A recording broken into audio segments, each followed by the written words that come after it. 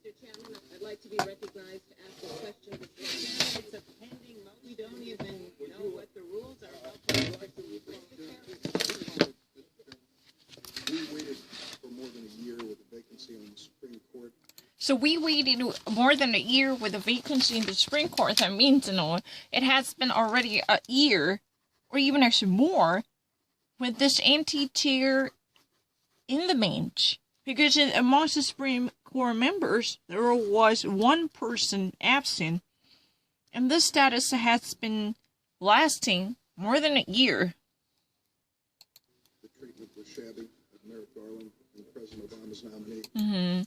The very shabby treatment concerning the President Obama's nominee, Merrick Garland, which was still creating this frustration from Democrats. Democrats are really mad about Garland that happened in 2016, very recent history. Democrats were pretty much frustrated with the actual rejection, which completely shut down the possible chances for legitimate nominee by President Obama, whose name is Merrick Garland, in recent history. That was in 2016. People see through this. Republicans are still mad about Bork. My friends on the other side. Republicans were still mad about Richard Bork. The Robert Bork case was really the very frustration, because eventually Bork was a sacrifice at the altar of ideology. I've been actually repeating this, but this was really the perfect sentiment underlying the frustration. You can't lose the election and pick judges. So, Lindsey Graham justified all this happening, saying that you can't lose the election to pick justice. If you ever wants to be a chooser, losers can never be a chooser. If baggers are winners, like this, losers are not gonna be choosers, right? If you really wants to be someone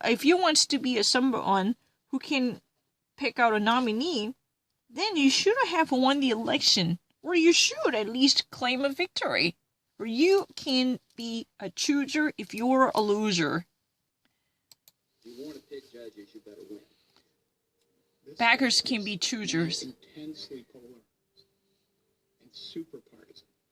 This really represented the intensely polemic super partisanship. Some actually even called it hyper partisanship. This is really the beginning, or at least a revival of the hyper-partisanship, where two conflicting parties would never back off from each other's standpoint. So there would be a constant stagnation and logjam.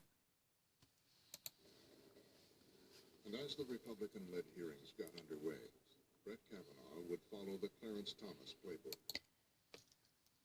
Brett Kavanaugh followed the Clarence Thomas's playbook here. That means his behavior was really a reminiscence or replica of Clarence Thomas, who obfuscated most of his answers during the hearings. He actually said, well, this hypothetical question, that is something that I cannot answer given the sensitivity of this issue. Like this, he always wanted to beat around the bush instead of cut to the chase or give out a very frank answer. This type of smear tactics by not giving out a straightforward answer, that was the piece of his playbook. The rule book fleshed by Justice Clarence Thomas was actually mitigating the tonality of his message. I can't give you an answer on that hypothetical question. I cannot give you an answer on that hypothetical question. Everything is really based upon a conjecture.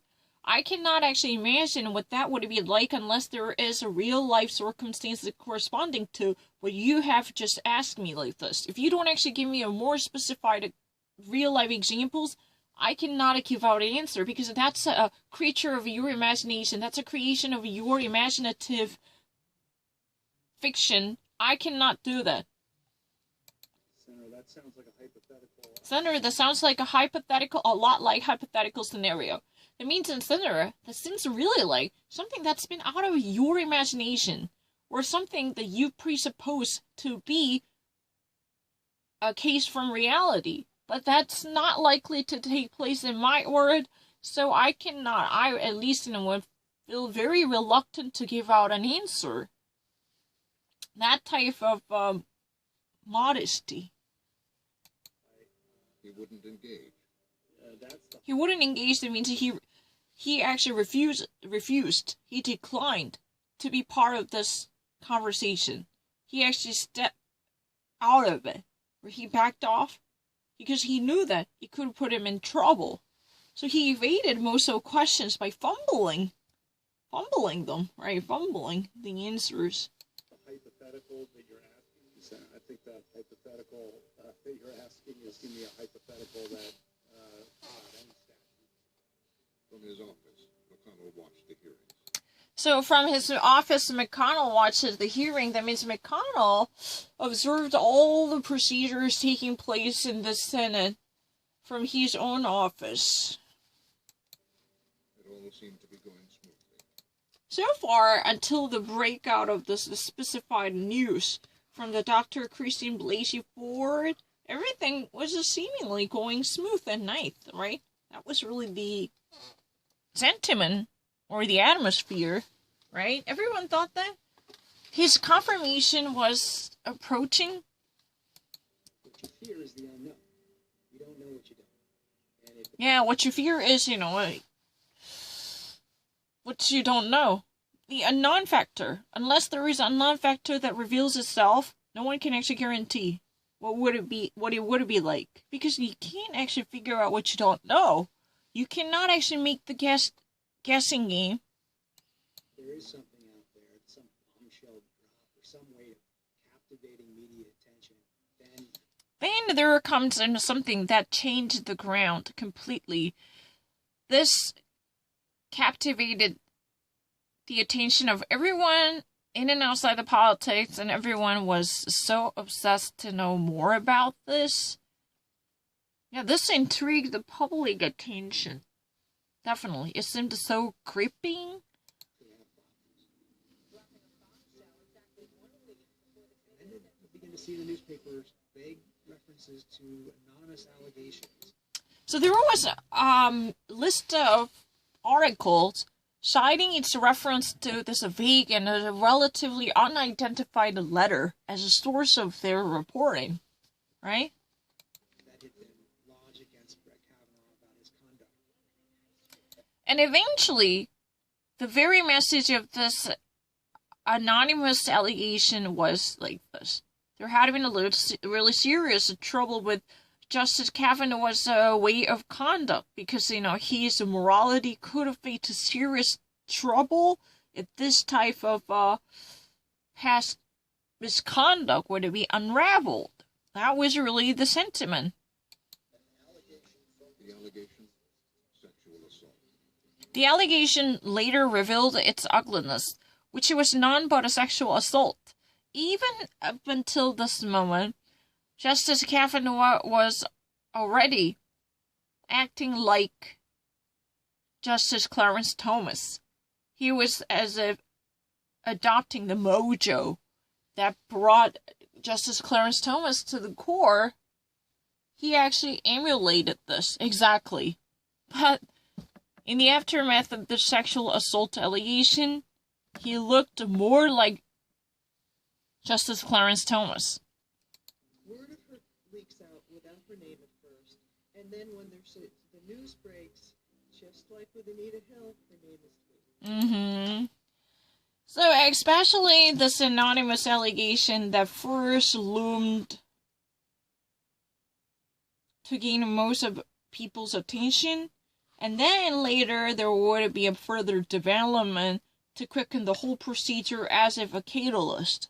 This whole procedure was like the leakage coming from Anita Hill about a decade ago. It was like a twin sister of the Anita Hill scandal.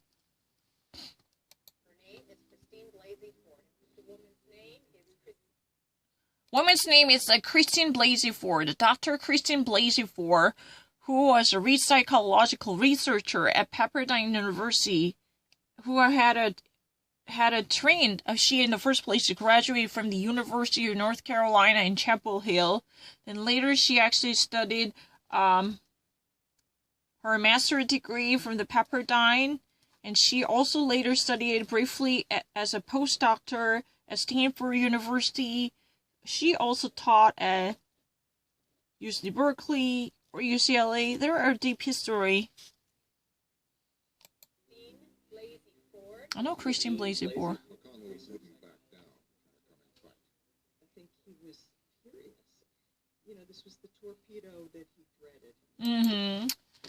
Mitch McConnell was completely frustrated. He was overwhelmed with the frustration. This was really the torpedo he didn't see approaching. That means this was really a very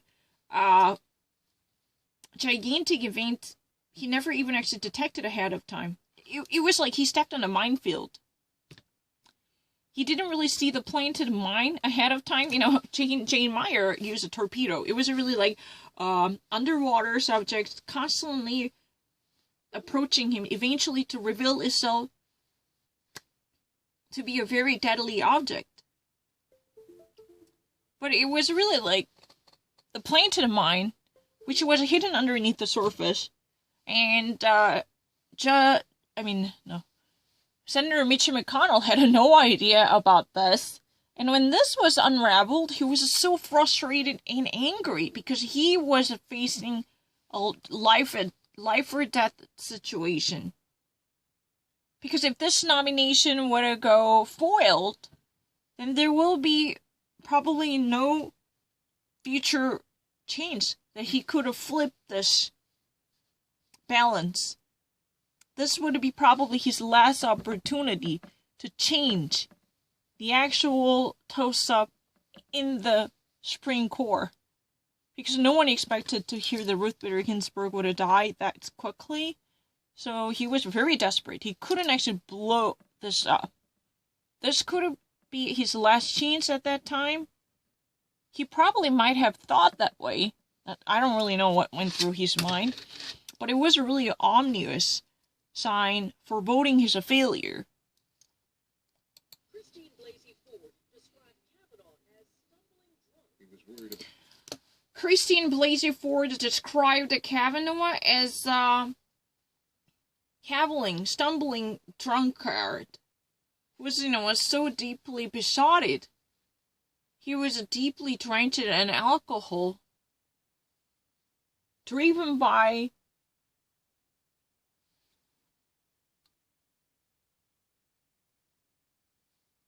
lustful desire and alcohol. He literally pinned her body on the wall initially. Then she was later pushed it down on the bed.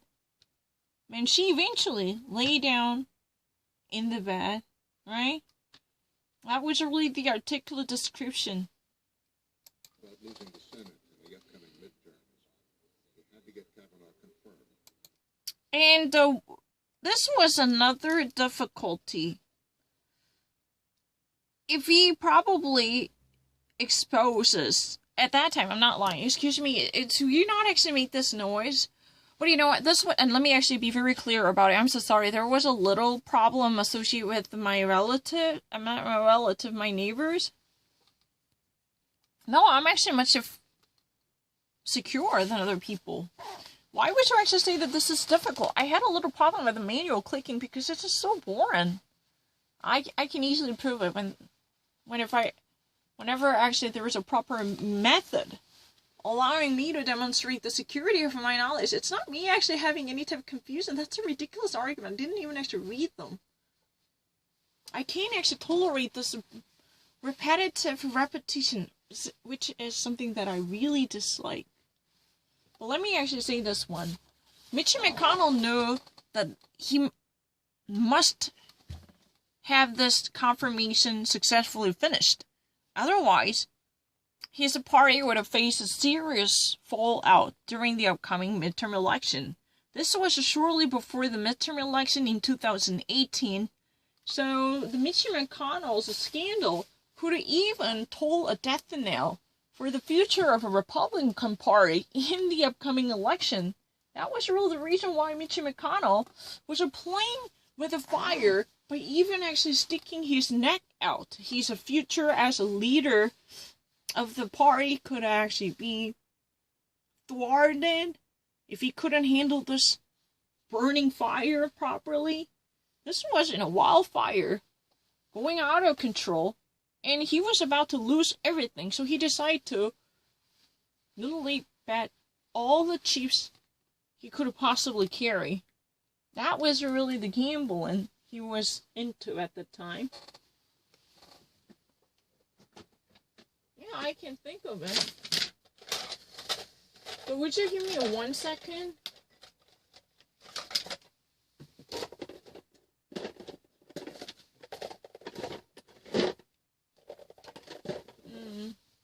Because I'd like to find something.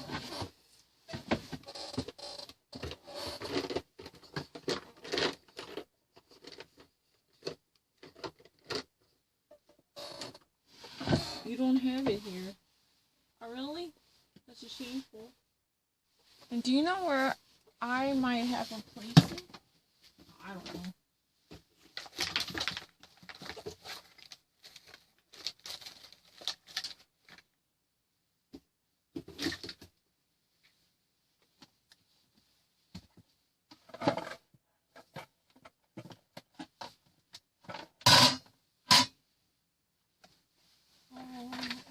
I could have.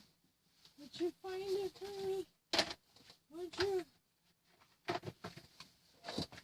really wish I could have found that one.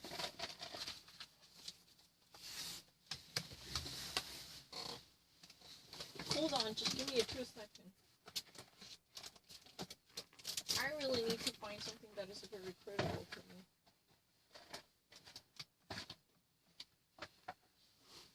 Can you not think of it? Yeah, I can. Oh, holy. That's a very devastating. Because I don't even know where I have possibly placed it.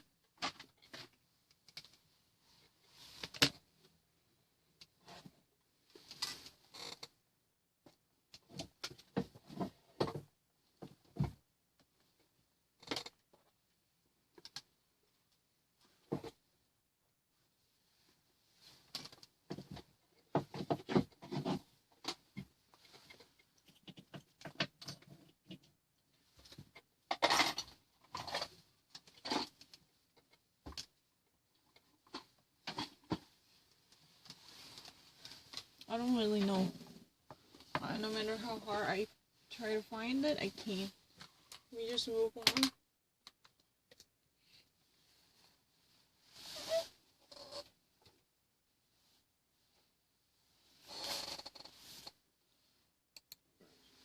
You know, those words of McConnell, you will rue the day, back in the Bork fight, those equally applied to him if he lost the Kavanaugh fight, because the Democrats, if they controlled the Senate after this election, There's no chance he would have another nomination.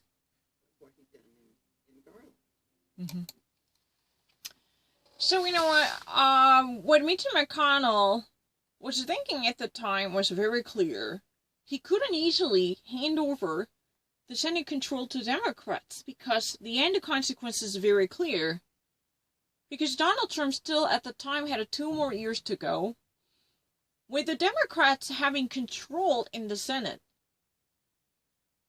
Then Mr. McConnell would eventually face the vindication of Merrick Garland. That will definitely come. He knew that this would actually be a very expected scenario, so he could not let this happen. Then what would it be the right answer? He knew that he must buy a case of Brett Kavanaugh at all costs. He must be a snake oil seller.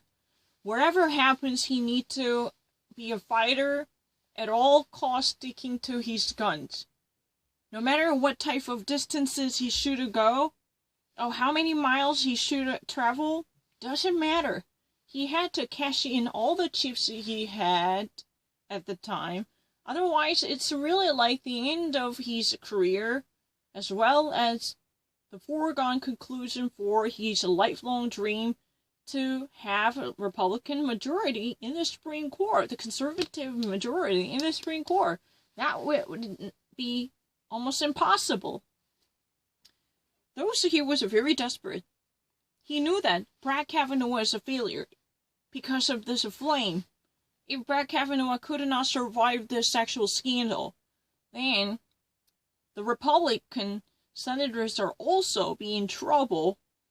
Their names were going to be tarnished with this type of a backfire coming from one debacle, which is a fall down of Brett Kavanaugh. Then that would be nothing but devastation, right? So in that way, everything would be clearly pictured by Mitch McConnell. He could actually think of the possible ramifications of this fallout.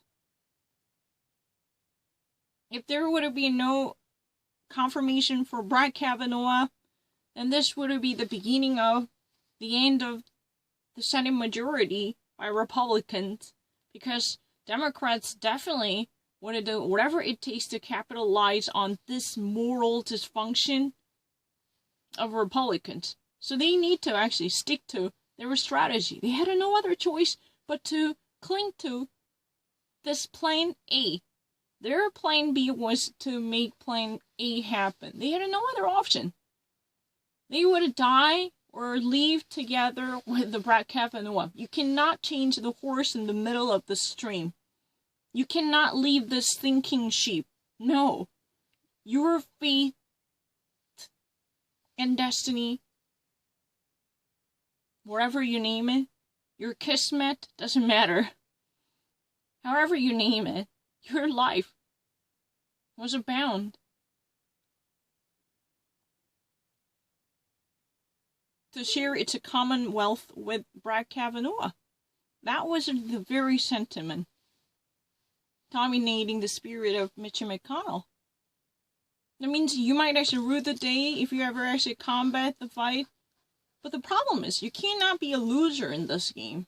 If you somehow throw in your towel and back off, let Brett Kavanaugh removed, then this would be placing yourself on the slippery slope. This would be an endless downward spiral. Then Republicans will be beaten by Dems, very eager to penetrating into the weakest part of their link. Then no more majority are Republican in the Senate. Then there was no chance they would have added one more justice by the Republican president to the Supreme Court. And this is really the perfect retaliation from Democrats. Then this cannot be affordable. But hold on a second, I had a little problem with my back. I really wish I could find it. Where is it? I really actually, had that just a couple of days ago. I don't remember seeing. It's really awkward. I don't really understand why I don't have it. I don't like this, but it made me feel very weird. I really remember I had it before, but all of a sudden it was disappeared.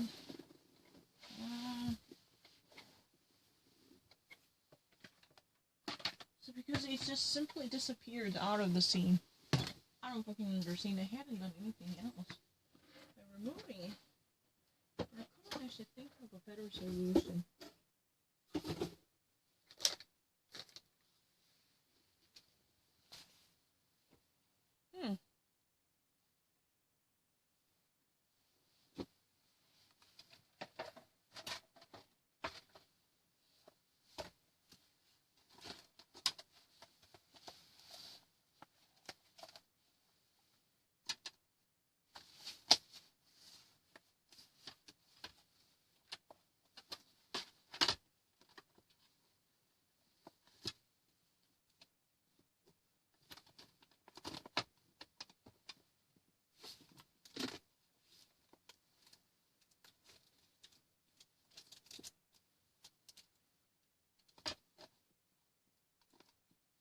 reason why I don't have it? I don't understand.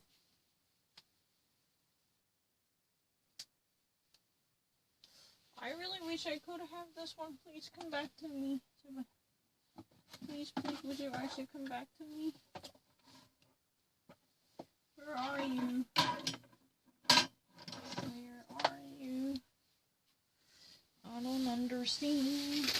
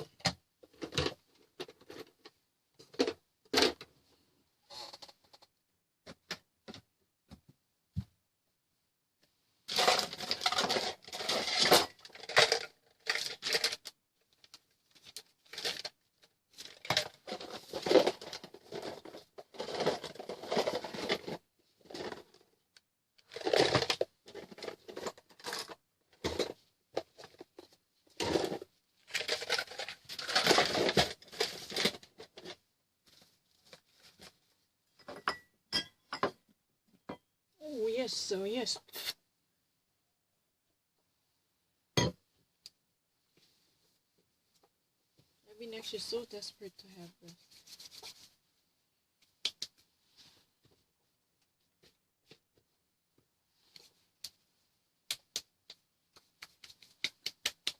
Oh, I just really needed to.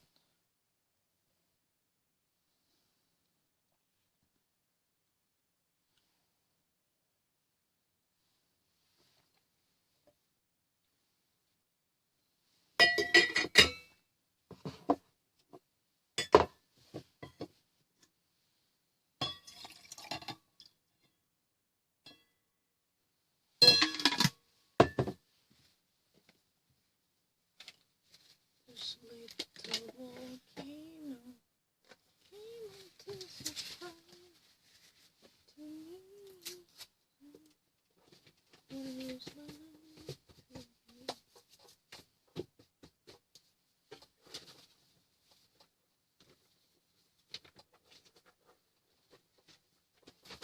oh, I really wish I could have that. Where is it though? I don't really like it. I'm so sorry, I won't actually keep doing this. I really don't understand it.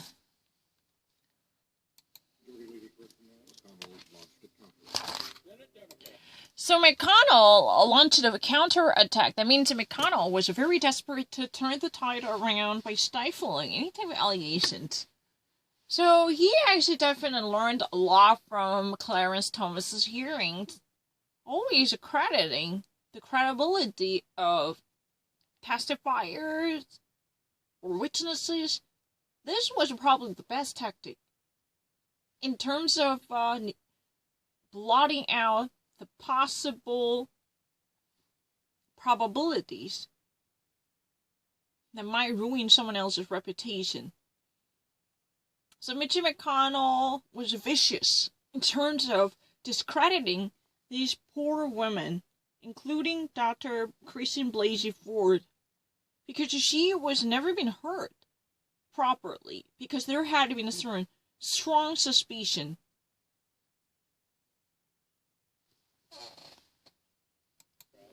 And their allies are trying to destroy a man's personal and professional life. See, the actual accusation was really simple. Oh, you actually gave too much power to this unverified lady's claim. Because this type of a blindsided preference to the so-called victimhood of a certain person could have possibly ruined someone else's reputation by making another victim. This was really the narrative. Do you really know what you guys are doing to Brett Kavanaugh? He had been a long-term judge from the state Supreme Court in Florida and the Federal Court of Appeals, the respected court. His morality was not that flawed to be assassinated characteristically, just simply because of this alleged allegation. We need to have a thorough investigation into the authority of this type of claims put out by multiple witnesses or victims. Because there could be self-proclaimed or self-alleged one-sided unilateral testimonies in this word, unless there would be a thorough bilateral cross-examination or investigation. There should be no immediate quick judgment that could be very detrimental to the highly regarded reputation of a Judge Brett Kavanaugh. That was really the very tactic used by many different people who face this type of charges, for sure. My question is, do you not really know?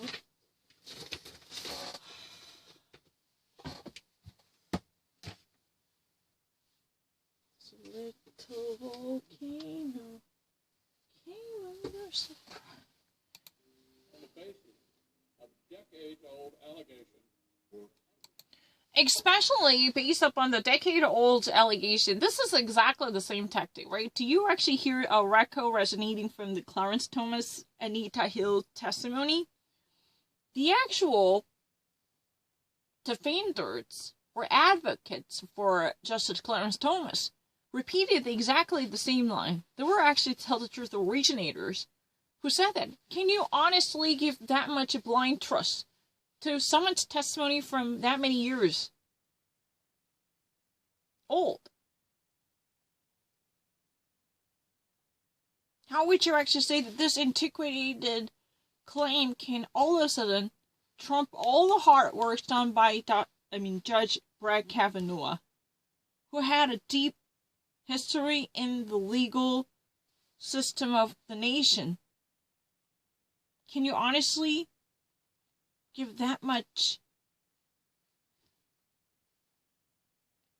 unquestionably and unwavering faith in her comment, in her memory? Thomas, now Kavanaugh. The fight for the court had become personal.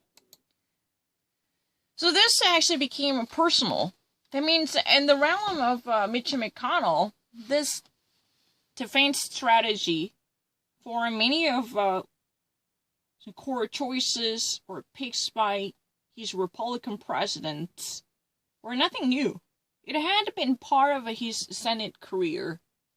He, in the first place, as a first-term senator, witnessed a decline of a well-regarded conservative legal scholar. And he actually was a part of the defense team on behalf of Justice Clarence Thomas. And now, Brett Kavanaugh. This is another fight for the Supreme Court judgeship. But I really need this. Oh, I really have a great yearning for this.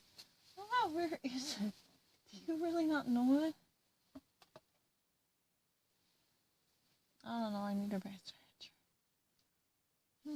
Pathetically bizarre. McConnell blamed the Democrats. Democrats wouldn't let a few inconvenient things get between them and a good smear. It's despicable. We've never faced. Mr. McConnell literally smothered any type of asserting allegations, regardless of the truth or veracity of witnesses' stories. He couldn't care less about it. It was all about securing his favorite candidate winning post. That was all that mattered. He immediately blamed Democrats for playing this game, relying on a smear tactic. So simply, Democrats relying on their syndicates behind the closed doors, spread this type of despicable and unfounded accusations to shoot him down. Just like the Black Hawk Dam, right? That was really Democrats' tactic. Especially Justice Brett Kavanaugh had a deep history to be relatively an active fanatic of conservative beliefs, and he was a lifelong Republican partisan, personally. His political viewpoints were well recorded. Maybe because of this so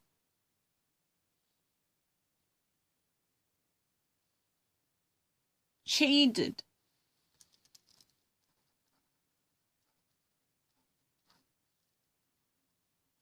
or dainted political trait of Justice Kavanaugh, they took a dislike to Kavanaugh's qualification immediately. What Mitch McConnell possibly wanted to do was, at the time, I just really don't want to actually use a possibly, but you know, it can be easily seen that Mitch McConnell was very desperate to put an end to this type of nasty attacks by simply accusing Democrats of ruining someone's reputation without having proper evidence